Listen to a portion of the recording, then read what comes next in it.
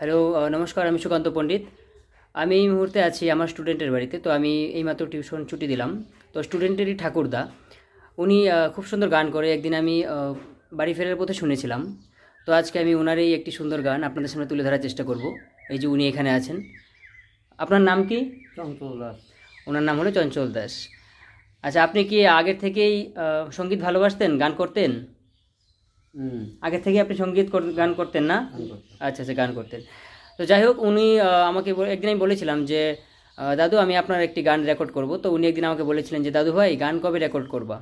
তো আমিও সময় পাচ্ছিলাম না। আজকে ওনার নাতিকেই টিউশন পড়িয়ে আমি ছুটি দিয়ে বাড়ি যাচ্ছি। তো হঠাৎ করে আমি আবার ফিরলাম। ফিরে এসে দাদুকে বললাম যে দাদু, আমি আপনার গান রেকর্ড করব।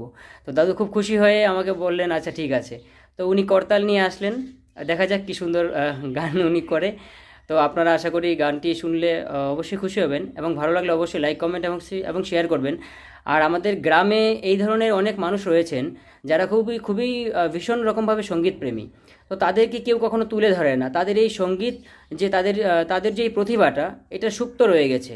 তো আমি চাই আমার গ্রামের এরকম যে সমস্ত শিল্পীরা রয়েছে, তাদের এই ক্ষুদ্র প্রতিভাটাকে একটা নির্দিষ্ট একটা সুন্দর জায়গায় আমি পৌঁছে দিতে চাই। যে কারণে আমার এই প্রচেষ্টা। তো আমি চাই ওনার এই ছোট্ট প্রতিভাটা যেন আপনাদের সকলের কাছে পৌঁছে যায়। আপনারা দূর দূর থেকে যেন এই ভিডিওটি দেখতে পারেন, এবং অবশ্যই এই মানুষটার জন্য আপনারা একটি লাইক, কমেন্ট এবং শেয়ার করবেন। এই ধরনের মানুষ যারা যারা রয়েছেন, তো আমি চাই যে তাদেরকে আপনাদের সামনে তুলে ধরতে। তো আমি চেষ্টা করছি, দেখি উনি কি আজকে গানটা করে। আপনারা অবশ্যই মনোযোগ দিয়ে গানটি শুনবেন। অবশ্যই আপনাদের ভালো লাগবে, কারণ একটা কথা মনে রাখবেন, গ্রামের ছোট ছোট শিল্পীদের যে প্রতিভা, এটা সত্যি অনেক উঁচুতে, আর সঙ্গীত অনেক উঁচুতে।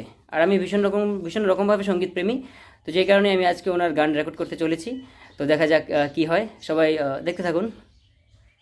আখাইলে তার দ্রব্য দ্রব্যে কাল থাকে কি আর সাধন, আজ বাদে যে কাল থাকে না, তার বাসনার কি কারণ?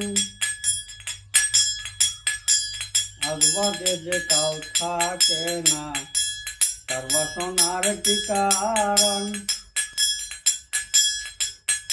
আগো না যাইতে বছর একটি ছেলেটি হয়েছে ডিএসপি, পিতায় করে বিয়ার হাঁটাহাঁটি, 10,000টি বরের পণ।